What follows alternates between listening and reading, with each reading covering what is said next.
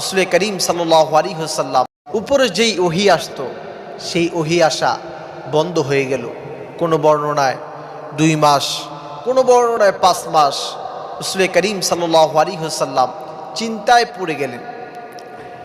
মক্কার কাফেররা বলতে লাগলো, মুহাম্মদ, তোমার আল্লাহ তো তোমাকে ভুলে গিয়েছে। বিশ্বনবী মুহাম্মদ সাল্লাল্লাহু আলাইহি ওয়াসাল্লামের চাচি উম্মে জামিল সেই বলতে লাগলো, মুহাম্মদ, তোমার সেই শয়তানটা কি আর তোমার কাছে আসে না? শয়তান দ্বারা উম্মে জামিল সাইয়েদনা জিবরাইল আলাইহিস সালাতু ওয়াস সালামকে বুঝিয়েছেন। বিশ্বনবী অবাক হয়ে গেলেন, চিন্তায় পড়ে গেলেন। নিশ্চয় মনে হয় রব্বুল আলামিন আমার উপরে রাগ করে আমার উপর থেকে ওহী বন্ধ করে দিলেন। আল্লাহ রব্বুল আলামিন বিশ্বনবীকে জানালেন, ওয়াদ-দুহা ওয়াল-লাইলি ইযা সাজা।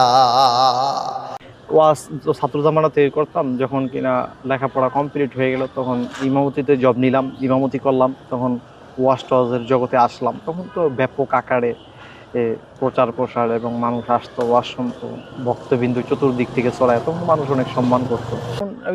ইউটিউবে যদি সার্চ করে আপনার ওই ভিডিওগুলো দেখলে তারা অবাক হয়ে যাবে যে আসলে এটা সম্ভব কি করে।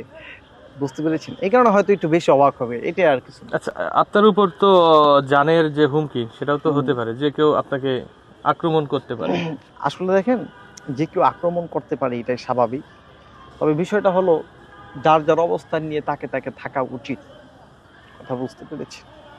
আমি ওমর ফারুক আল আজমি এইরকম অবস্থানে এসেছি, এমনি আসি না, নিশ্চয়ই এটার পিছনে অনেক কারণ অবশ্যই। DET TV Online, Jokigod.